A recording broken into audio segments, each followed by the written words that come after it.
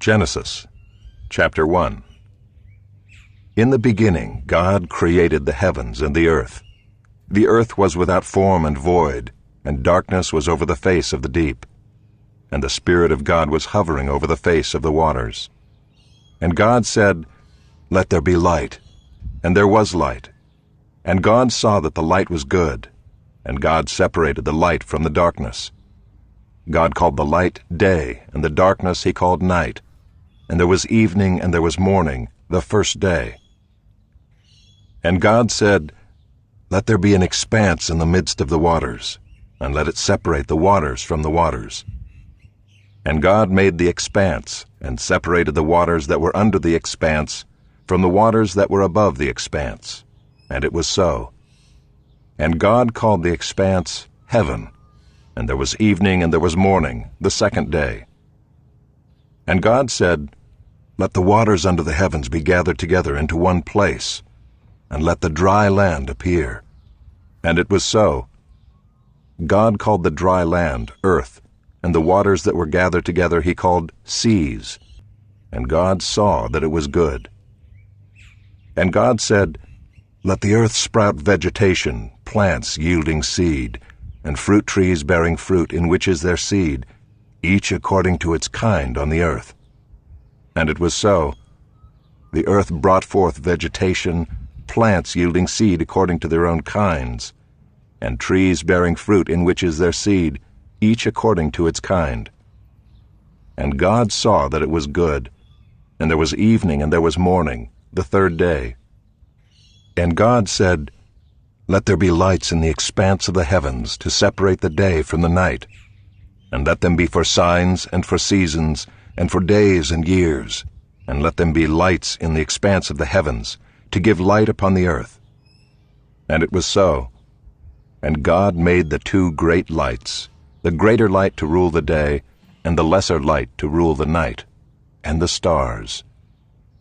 And God set them in the expanse of the heavens to give light on the earth, to rule over the day and over the night, and to separate the light from the darkness. And God saw that it was good. And there was evening and there was morning, the fourth day. And God said, "Let the waters swarm with swarms of living creatures, and let birds fly above the earth across the expanse of the heavens." So God created the great sea creatures and every living creature that moves, with which the waters swarm, according to their kinds, and every winged bird according to its kind. And God saw that it was good. And God blessed them, saying, "Be fruitful and multiply, and fill the waters in the seas, and let birds multiply on the earth." And there was evening and there was morning, the fifth day. And God said, "Let the earth bring forth living creatures according to their kinds, livestock and creeping things, and beasts of the earth according to their kinds." And it was so. And God made the beasts of the earth according to their kinds, and the livestock according to their kinds, and everything that creeps on the ground according to its kind. And God saw that it was good. Then God said, "Let us make man in our image, after our likeness, and let them have dominion over the fish of the sea, and over the birds of the heavens, and over the livestock, and over all the earth, and over every creeping thing that creeps on the earth." So God created man in his own image. In the image of God he created him. Male and female he created them. And God blessed them. And God said to them, "Be fruitful and multiply, and fill the earth, and subdue it, and have dominion over the fish of the sea, and over the birds of the heavens, and over every living thing that moves on the earth." And God said, "Behold, I have given you every plant yielding seed that is on the face of all the earth, and every tree with seed in its fruit. You shall have them for food. And to every beast of the earth, and to every bird of the heavens, and to everything that creeps on the earth, everything that has the breath of life, I have given every green plant for food." And it was so. And God saw everything that he had made, and behold, it was very good. And there was evening and there was morning, the sixth day. Chapter 2. Thus the heavens and the earth were finished, and all the host of them. And on the seventh day God finished his work that he had done, and he rested on the seventh day from all his work that he had done. So God blessed the seventh day and made it holy, because on it God rested from all his work that he had done in creation. These are the generations of the heavens and the earth when they were created, in the day that the Lord God made the earth and the heavens. When no bush of the field was yet in the land, and no small plant of the field had yet sprung up, for the Lord God had not caused it to rain on the land, and there was no man to work the ground, and a mist was going up from the land and was watering the whole face of the ground. Then the Lord God formed the man of dust from the ground, and breathed into his nostrils the breath of life, and the man became a living creature. And the Lord God planted a garden in Eden in the east, and there he put the man whom he had formed. And out of the ground the Lord God made to spring up every tree that is pleasant to the sight, and good for food. The tree of life was in the midst of the garden, and the tree of the knowledge of good and evil. A river flowed out of Eden to water the garden, and there it divided and became 4 rivers. The name of the first is the Pishon. It is the one that flowed around the whole land of Havilah, where there is gold. And the gold of that land is good, bdellium and onyx stone are there. The name of the second river is the Gihon. It is the one that flowed around the whole land of Cush. And the name of the third river is the Tigris, which flows east of Assyria. And the fourth river is the Euphrates. The Lord God took the man and put him in the Garden of Eden to work it and keep it.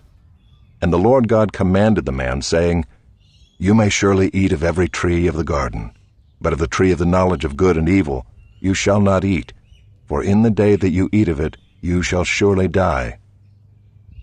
Then the Lord God said, It is not good that the man should be alone. I will make for him a helper fit for him. Now out of the ground the Lord God had formed every beast of the field and every bird of the heavens, and brought them to the man to see what he would call them. And whatever the man called every living creature, that was its name. The man gave names to all livestock and to the birds of the heavens and to every beast of the field.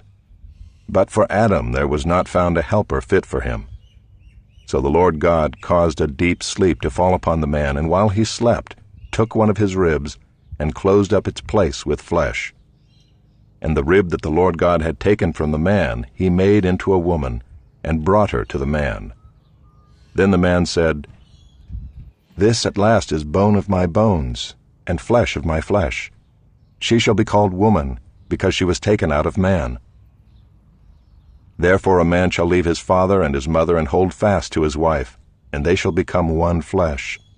And the man and his wife were both naked, and were not ashamed.